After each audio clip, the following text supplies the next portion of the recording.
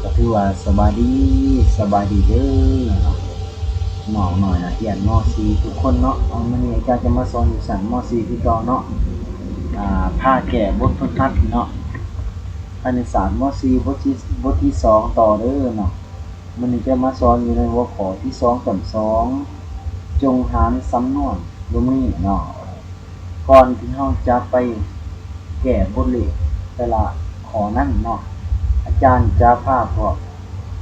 หลานมาสรุปสูตรการหารสำนวนก่อนเนาะหรือว่าการหารเลขส่วนได้เนาะสูตรของมันจะมีอยู่2สูตรเนาะแต่ว่าเป็นสูตรเดียวกันเนาะมี2สูตรสูตรเดียวเนาะขอไปมีสูตรเดียวแต่ว่า2แนวเขียนเนาะ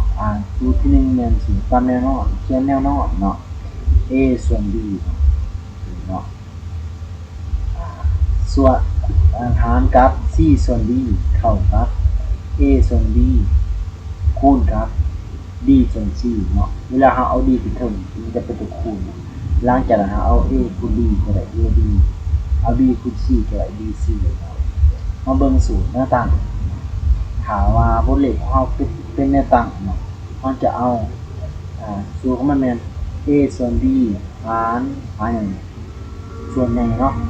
ตัวหารเนาะ c ส่วน d เราจะเอา a คูณ d จะได้ ab แล้วก็ b คูณ c จะได้ bc เนาะหรือเราจะบอกเป็นภาษาลาวก็ได้เนาะที่ว่านอกคูณนอกคูณนอก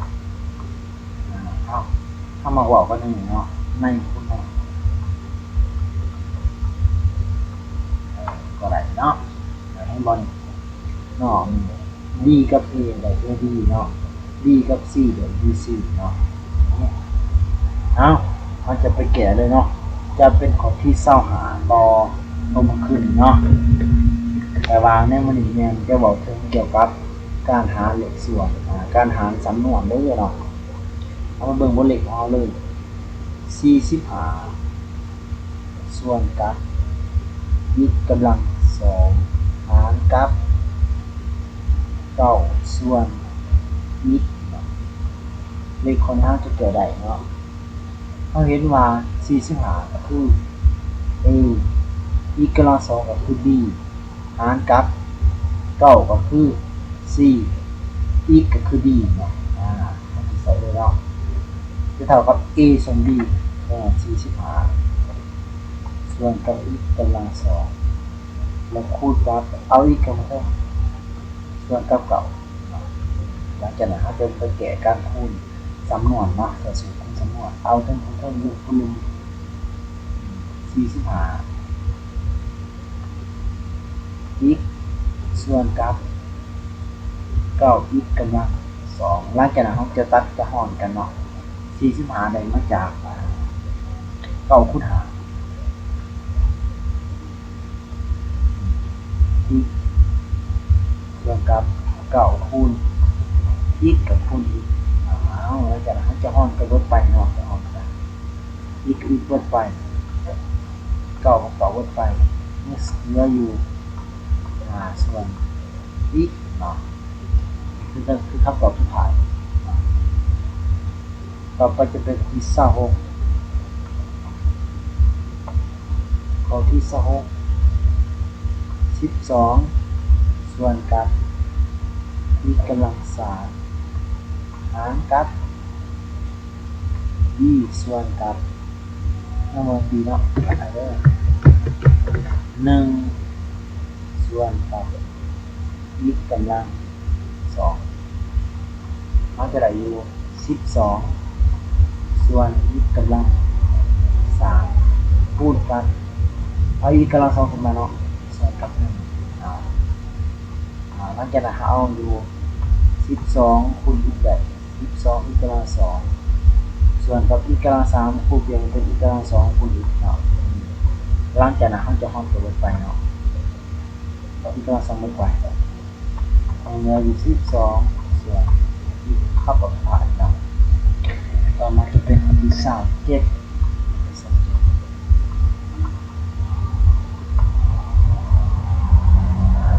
จ็ดมีคำถามบี้ส่วนกับอีกหารกับบี้ส่วนกับอีกกำลังสองเท่ากับบี้ส่วนอีกคูณกับอีกกำลังอีกกำลังสองส่วนเป็นบี้เนาะหลังจากนั้นเขาจะห่อนไปเนาะห่อนอีกก็บี้ไปเลยห่อนเลยเนาะและอีกกำลังสองกับอีกเนาะอีกคูณอีกกำลังสองส่วนกับอีกมันจะห่อนไปเนาะคำตอบเป็นอะไรต่อไปอีกเนาะต่อไปสอบไปที่สอบไปนี่ก็ทำมาอีกส่วนเยอะหารกับอีกกำลังสองส่วนเก่าอะไรอีกส่วนเจ็ดคูณกับเก่าเอาเก่าขึ้นมาเนาะกำลังสองเท่ากับเก่าคูณอีกเลยเก่าอีกส่วนกับเจ็ดคูณอีกเจ็ดอีกกำลังสองเจ็ดอีกกำลังสองอีกกำลังสองเนาะเท่ากับเก่าอีกส่วนกับเจ็ดอีกคูณอีกเนาะเราจะมาตัวไปเนาะต่อไปยังไงอยู่เก่าส่วนเจ็ดอีกก็เป็นฐานนะต่อไปเป็นของที่เศร้าเก่า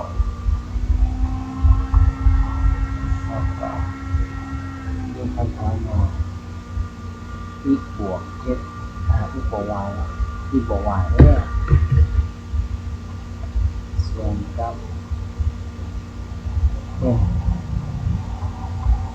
หารกับอีกกำลังสองลบ y กำลังสองส่วนกับแบบนี้เนาะจะไรอยู่อีกบวก y ส่วนกับคูณกับเอาอีกทีเนาะแต่เอาที่กำลังสองลบ y กำลังสอง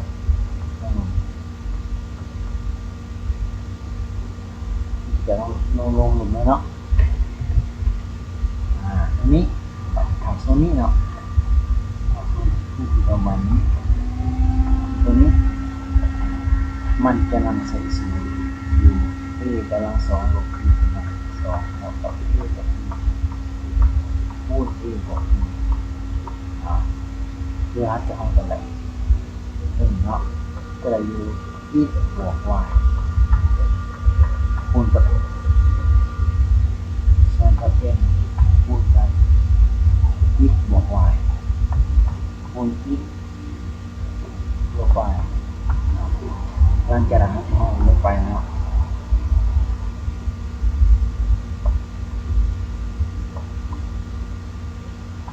ลดไป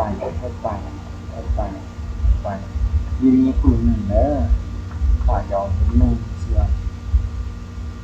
อีกลบ y แล้วก็เป็นค่าเนาะต่อไปจะเป็นของที่30น้องได้ประทับกับบางงานเบิ่งกับคืนเด้อนะ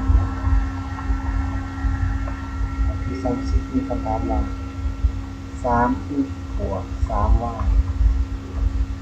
ส่วนกับบวก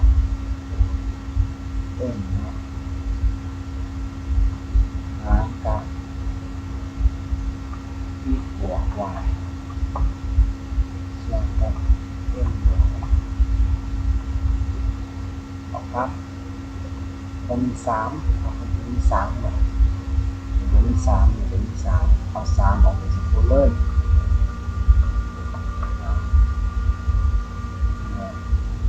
คูณกับ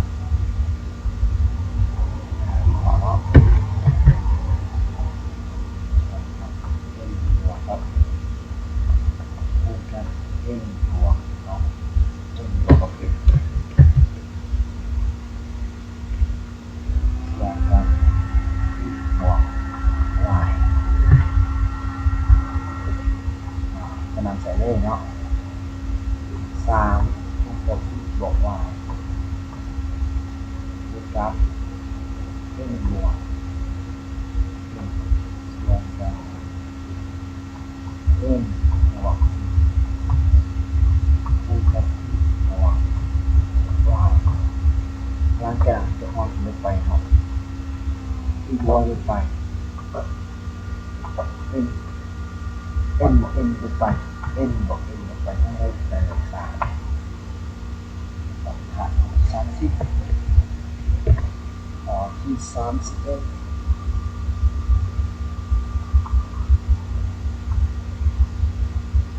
เศร้าส่วนกับหารกับ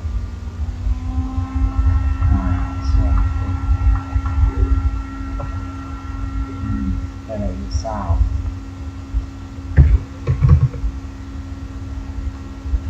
ส่วนกับคูณกับใส่หาทำอะไรรู้เศร้าเลยไม่จ่าหาสี่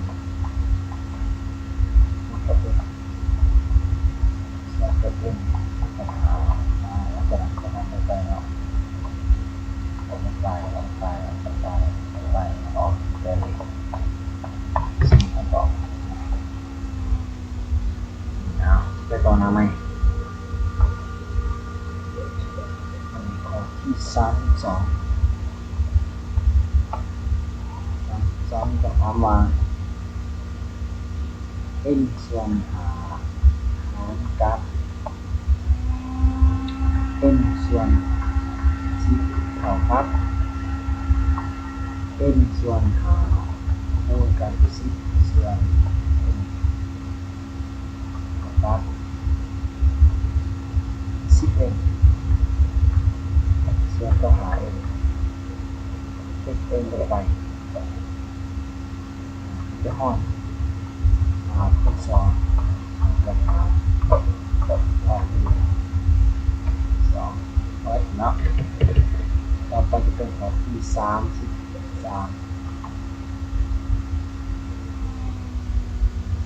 อีก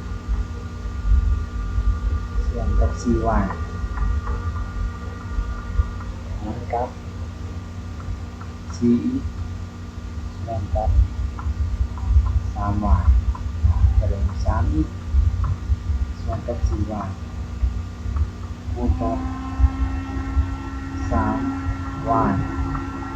ส่วน4อีกแล้วเอา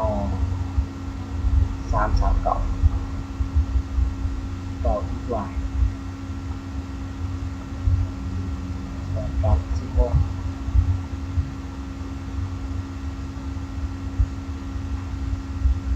อีก y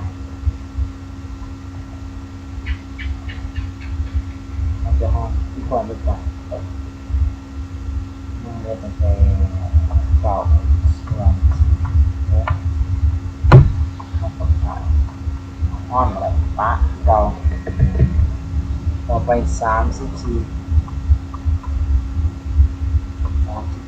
คำถามว่า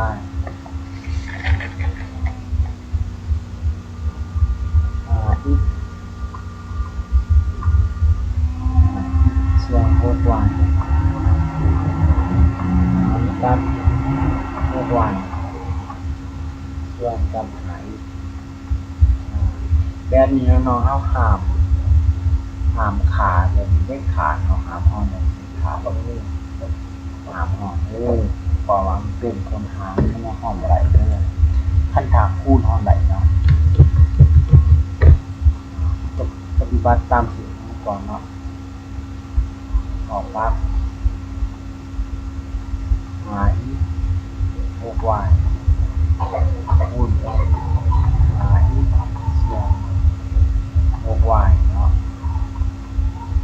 จะได้ดูหากำลัง2อย่างกับ36y กำลัง2เนาะหลังจากนี้ถ่ายก่อนเนาะแล้วต่อไปที่34ถาตัวนี้ถาห้องใดในห้องนอแบกในห้องใด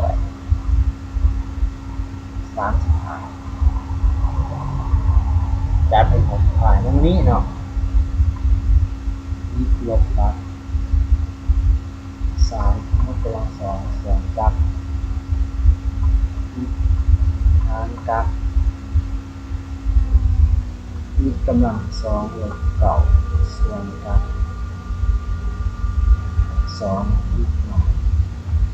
เป็นหักก็จะเปลี่ยนเลยเนาะอีกลบ3ทั้งหมดกำลัง2ส่วนกับอีก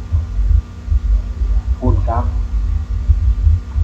2อีกส่วนกับอีกกำลัง2ลบเก้าเนาะเอา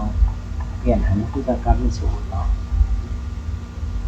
เป็นตำแหน่งอีกบวกว่าอีกบวก3ลบ3ลบ3ลบ3ทั้งหมดกำลัง2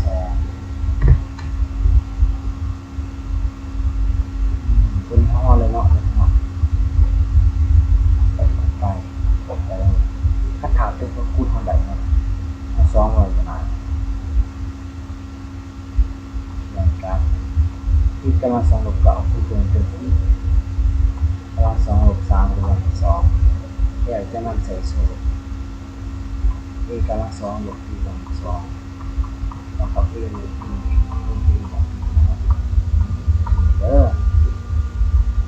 ประมาณเป็น2อีกลบ3กำลัง2ส่วนกับ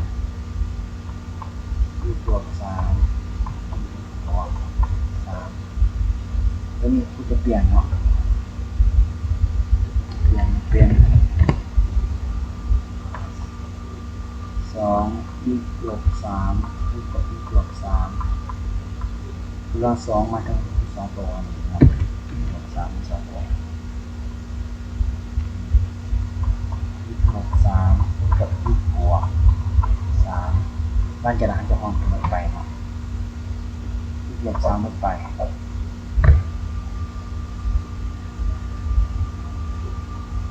และสิ่งที่ยังเหลือมันก็คือ2คูณกับอีกลบ3ส่วนกับอีกบวก3เป็นคำตอบสุดท้ายเนาะสำหรับข้อที่2นะเนาะจบคลิปไว้ซ้ำข้อที่35นี้ก่อนเนาะคันถ่ายไปคลิปที่ยาวเนาะตัดอย่างเนาะขออภัยด้วยเนาะถ่ายคลิปเนาะมื้อหน้าจะต่อที่36น้องๆได้ที่เข้ามาครับสมัยอย่าลืมกดไลค์กดแชร์กดติดตามให้อาจารย์เด้อสอนการสอนการศึกษาเนาะเพื่อเป็นบอนอื่นน้องได้ศึกษาค้นคว้าตื่นเนาะนอกจากเรียนอยู่ของเรียนแล้วเนาะยังมาเรียนอยู่ออนไลน์ได้เนาะขอขอบใจ